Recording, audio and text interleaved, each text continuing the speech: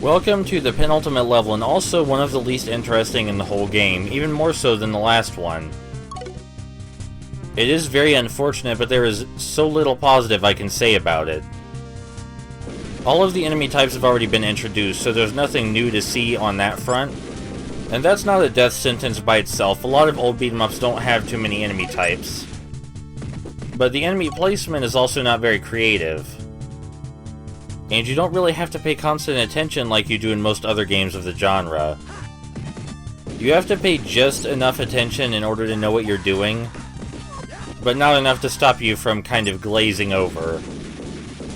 And I want to make it clear, I don't think that The Punisher for the Genesis is a bad game at all. It tries very hard to be faithful to the source material.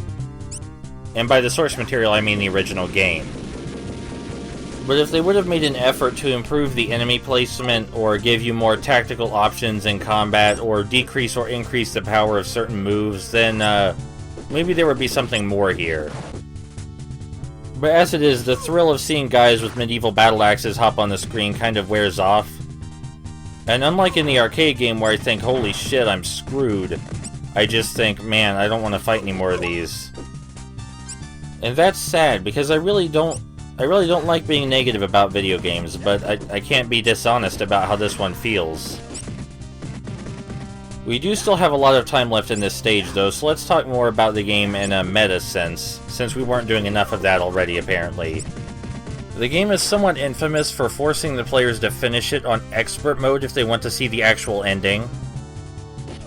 And Expert Mode doesn't really change the game design any. Yeah, it's harder, but not for the right reasons. That's not to say that increasing the amount of damage that enemies deal, or giving them more health points, is a bad way to increase difficulty, but you gotta find a balance, you gotta find one that works. And normal mode is the one that works. Hard mode and expert mode are just excessive in a lot of ways. Because in a lot of really good games, giving the enemy more health points and more attack does change the game design, because the player then has to approach it entirely differently. So that's not a bad thing. But in The Punisher, you approach it the same way, it just takes way longer. And with the timer breathing down your neck, well, let's just say that it was once thought to be impossible to finish Expert Mode without dying at least one time. And add this to the fact that Expert Mode takes around an hour and 30 minutes to complete, it's not a good time. But don't think this means that I won't show you the ending, the real ending. Don't worry, we're gonna see the real ending. Well, let's get the hell out of this sewer first, yeah?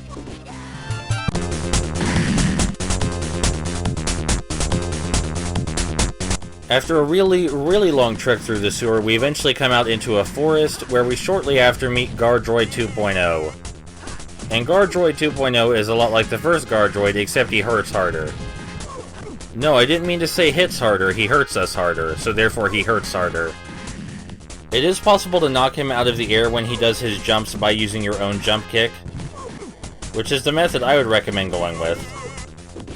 Trying to do normal punches is not advised because he has his own punches that move much faster than yours. All in all, he's the hardest boss fight in the game, including the final boss. On the bright side, the minions he has running around don't really do anything, but you can throw them at him if you want. This is the first level where we've lost 2 lives. The first life was lost to some very avoidable barrels back in the forest. The second life, appropriately, is against Guardroid 2.0, because he's, actually hard.